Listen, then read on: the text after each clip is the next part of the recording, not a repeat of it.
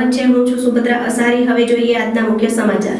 નકલી દૂધ મામલે આમ આદમી પાર્ટીએ રેલી યોજી જિલ્લા કલેક્ટરને સંબોધીને આવેદન આપવામાં આવ્યું। હમણાં જ આમ આદમી પાર્ટીના કાર્યકર અને વિદ્યાર્થી નેતા યુવરાજસિંહ જાડેજાએ હનુમાન ખીજડીયાથી નકલી દૂધ અરવલ્લી, મહીસાગર, સાબરકાંઠા જિલ્લામાં ઠલવાતું તેના પર્દાફાશ કર્યો હતો।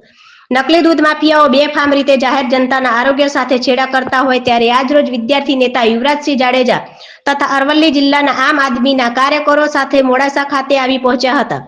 ત્યારબાદ મોડાસાના ટાઉન હોલ ખાતેથી બસ સ્ટેન્ડ સુધી રેલી યોજી ભારે સૂત્રોચ્ચાર કર્યા હતા। આમ આદમી પાર્ટીના કાર્યકરોએ અરવલ્લી જિલ્લા આરએસી તથા જિલ્લા રજિસ્ટર લેખિત આવેદનપત્ર આપી જનતાના આરોગ્ય સાથે ચેડા કરનાર નકલી દૂધ માફિયાઓ સામે કડક કાર્યવાહીની માંગ કરાઈ। રિપોર્ટર બાબુસિંહ ચૌહાણ, મોડાસા।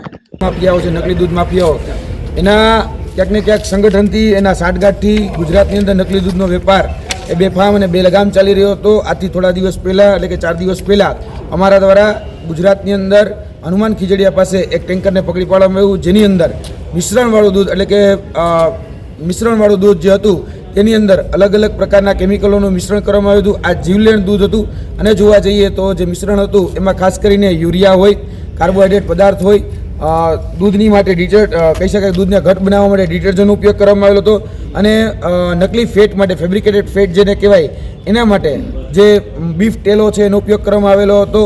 જે પીગની ચરબી હોય, એટલે કે લાડ, LARD લાડનો ઉપયોગ કરવામાં આવેલો હતો અને આ બધાના માધ્યમથી આર્ટિફિશિયલ ફેટ એડ કરી અને આ દૂધની અંદર ઉમેરવામાં આવેલા હતા। આ દૂધ ખૂબ જીવલેણ હતું। જે 6001 નંબરનું ટેન્કર જે અમે રોક્યું હતું એ ટેન્કર જોવા જઈએ તો અરવલ્લીના બાયડ અને બાલાસિનોની જે અલગ અલગ ડેરીઓ છે, જૂના પીપોદરા હોય, અમોદરા હોય, ત્યારબાદ તલોદ ડેરી હોય, બોડી આદર્શ દૂધ મંડી હોય, આ તમામ જગ્યાઓએ ખાલી થતું હતું।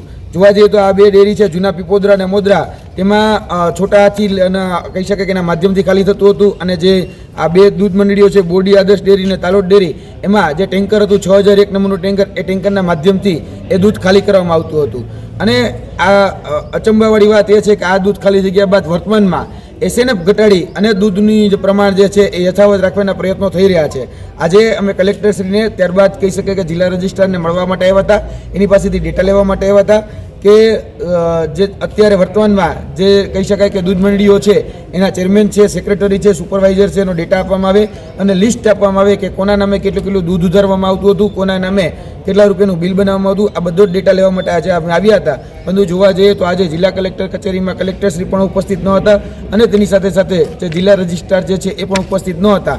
એટલે એવું કહેવામાં આવ્યું છે કે બાકી આજે લિસ્ટ જે અમે માગ્યું છે એ માધવ શીત કેન્દ્ર અંતર્ગત આવતું જે લિસ્ટ છે એ સોમવાર અથવા મંગળવારે તમને રૂબરૂ મળી જશે અને એમના દ્વારા એક અમને અરજી પણ આપવામાં આવી છે જિલ્લા રજિસ્ટ્રાર મંડળી દ્વારા કે એવું કહેવામાં આવ્યું છે કે ભાઈ આ દૂધની જે અહેવાલ જે અલગ અલગ સોશિયલ મીડિયાના માધ્યમોથી જે પ્રકાશિત થયો હતો તેના માટે અમે આનો ખુલાસો કરવા માટે જે દૂધ મંડળીઓ છે અને જે ખાસ કરીને આની સંલગ્ન ડેરી, એટલે કે સાબર ડેરી જે છે એ સાબર ડેરીને પણ પત્ર લખ્યો છે અને ખુલાસો માગ્યો છે કે આ જે ટેન્કરનું દૂધ આપવામાં આવતું હતું એ ટેન્કરનું દૂધ કોના નામે ઉધારવા માગતું હતું એ બધી સ્પષ્ટતાઓ કરવા માટે એમને લખેલો છે। અમે આ માધ્યમથી ગુજરાતની જનતાને કહેવા માગીએ છીએ કે ક્યાંક ને ક્યાંક આનું ભવિષ્ય ખતરામાં છે। આ સફેદ દૂધની જે કાળાબજારી જે લોકો કરીએ છીએ, જે દૂધ માફિયાઓનું કામ કરી રહ્યા છે, એને ખુલ્લા પાડવા માટે આવો બધા સાથે મળી સાથ સહકારને સહયોગ આપો।